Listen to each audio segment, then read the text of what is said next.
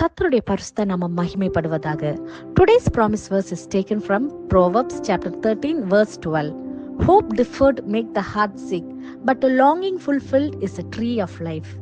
நீதிமொழிகள் 13 அதிகாரம் 12 வசனம்.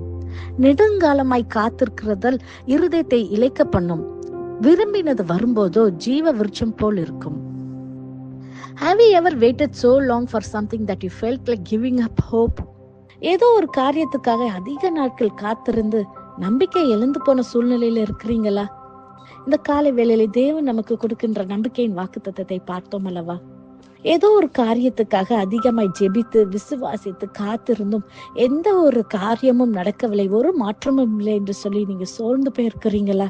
ஒருவேளை அது ஒரு வேலைக்காகவோ, உங்களுடைய சுகத்திற்காகவோ, ஒரு பிரேக் த்ரூக்காகவோ, ஒரு ஜெபத்துக்குள்ள பதிலுக்காகவோ காத்து கொண்டு இருக்கிறீங்களா? தெய்வ பிள்ளைகளே, நம் கர்த்தருடைய சமூகத்திலே காத்திருக்கும் போது, நாம் அவரே விசுவாசிக்கும் போது சில காரியங்களில் தடைகள் ஏற்படலாம், சில டிலே இருக்கலாம். ஆனா டிலே இஸ் நாட் டினையல். கர்த்தர் சொல்லுகிறார், கர்த்தருக்கு காத்திருக்கிறவர்கள் புது பலனை தருகிறார்.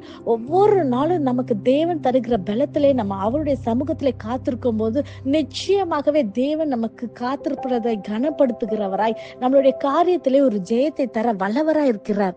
இந்த காத்திருக்கிற காரியங்கள் உண்மையாகவே ஒரு கடினமான ஒரு பாதை தான். தேவ பிள்ளைகளே, நம்ம எல்லாருக்கும் ஒரு விதத்திலேயே ஏதோ ஒரு காரியத்துக்காக நம்ம கர்த்தருடைய சமூகத்துல காத்திருக்கிறோம்.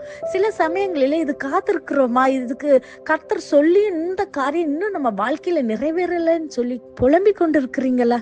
தேவ பிள்ளைகளே, தேவன் சொல்லுவது நிச்சயமாகவே நடக்கும்.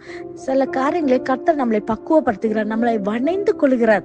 The path is painful, but God's plan in this path is to shape us. அவருடைய சாயலாய் நம்மளை வணைந்து கொள்கிறார் என்பதை நாம் மறந்து போக வேண்டாம். ஆபக்குக்கு எழுதின புஸ்தகம் 2 அதிகாரம் 3 வசனத்திலே சொல்லுகிறது, குறித்த காலத்திலே தரிசனம் என்றும் வைக்கப்பட்டிருக்கிறது, முடிவிலே அது விளங்கும்.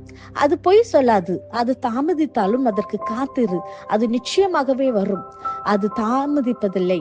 ஆம் பிரியமானவர்களே, ஒருவேளை இது உங்க வெயிட்டிங் பீரியடா இருந்தாலும் தேவன் அதை ஒரு சந்தோஷமாக, ஒரு உற்சாகத்தை தந்து உங்க வாழ்க்கையில ஒரு நல்ல ஒரு மகிழ்ச்சியான காரியத்தை செய்ய வல்லவரா இருக்கிறார்.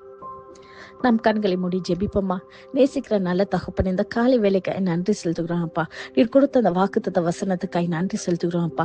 ஆண்டவரே, இந்த ஜெபத்தை கேட்கிற ஒவ்வொரு பிள்ளைகளுடைய வாழ்க்கையிலும் கர்த்தாவே இந்த நாளிலே ஒரு மாற்றத்தை தாங்கப்பா.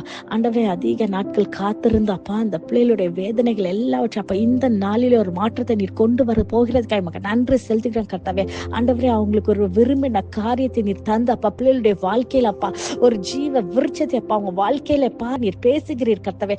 அப்பா நீர் இந்த காரியத்துல இடைப்படுகிறதுக்காய் மக்க நன்றி செலுத்துகிறேன் கர்த்தாவே. ஒரு மாறுதலை இந்த நாளில இருந்து தகப்பனே, இந்த நாளிலே கர்த்தாவே நீர் மாற்றி தருகிறேன் என்று வாக்குப்படுகிறதுக்காய் நன்றி செலுத்துகிறேன் கர்த்தாவே. ஹல்லேலூயா தகப்பனே, ஹல்லேலூயா. அப்பா நீர் அப்படி செய்கிறதுக்காய் நன்றி செலுத்துகிறேன். எல்லா துதி கன மகிமை ஒருவருக்கே செலுத்துகிறோம். இயேசுவின் மூலம் ஜெபிக்கிறோம். ஜெபம் கேட்டபடியால் ஆமென். God bless you.